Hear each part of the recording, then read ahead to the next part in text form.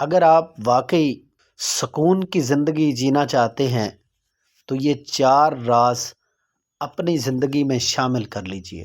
حضرت پیر ذوالفقار احمد نقشبندی کے یہ 4 ایسے راز ہیں جو انسان کو اللہ کا ولی بنا سکتے ہیں، زندگی کو پرسکون بنا سکتے ہیں۔ 14 دسمبر 2025 بروز اتوار 22 جمادی الثانی، محبوب العلماء والصلحاء، عشق رسول سے لبریز حضرت پیر ذوالفقار احمد نقشبندی رحمۃ اللہ علیہ اس دار فانی سے کوچ کر گئے۔ آج کی اس ویڈیو میں میں آپ کو ان کی ولایت کے بے شمار رازوں میں سے صرف 4 بنیادی راز بتانے لگا ہوں۔ یہ کوئی خواب یا کرامت نہیں بلکہ قرآن اور حدیث سے ثابت اعمال ہیں۔ اگر کوئی شخص ان 4 اعمال کو اپنی عملی زندگی کا حصہ بنائے تو انشاءاللہ وہ بھی اللہ کا قرب پا سکتا ہے۔ پہلا راز ہے تہجد اور کثرت استغفار۔ حضرت کا یہ پہلا عظیم راز تہجد کی نماز اور اس کے ساتھ ہی 1000 مرتبہ استغفار۔ حضرت فجر سے پہلے تہجد کی نماز ادا کر کے 1000 مرتبہ استغفار کرتے تھے، اور قرآن ہمیں رہنمائی کرتا ہے کہ وَبِالْأَسْحَارِهِمْ يَسْتَغْفِرُونَ۔ اللہ نیک بندوں کی تعریف کرتے ہوئے فرماتے ہیں کہ وہ لوگ رات کے آخری پہر استغفار کرتے ہیں۔ نبی پاک صلی اللہ علیہ وسلم نے فرمایا، جو شخص استغفار کو لازم پکڑ لے اللہ اس کی ہر تنگی سے نجات عطا فرماتا ہے۔ اور حضرت فرمایا کرتے تھے کہ دل اللہ کا مہمان ہے اور گناہوں کی گرد، گناہوں کی مٹی استغفار سے صاف ہو سکتی ہے، اس کے علاوہ اور کوئی چیز نہیں۔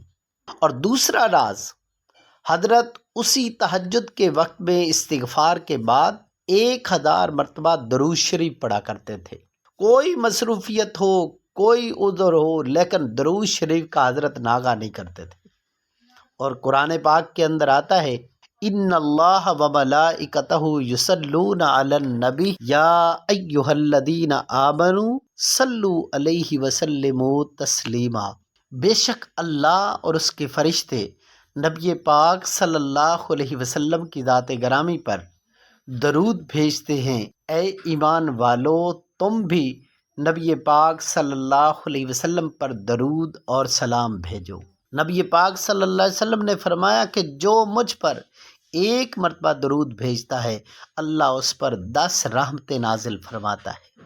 درود شریف یہ غموں کا علاج ہے، رزق کی کنجی ہے اور دعا کی قبولیت کا ذریعہ ہے۔ تیسرا راز حضرت نے جو ارشاد فرمایا اور حضرت خود بھی اس پر پابند تھے، وہ ہے نماز چاشت۔ وہ نماز کے جو صبح 8:30 9 بجے پڑھی جاتی ہے، 9 بجے کے بعد پڑھی جاتی ہے، وہ نماز چاشت ہے۔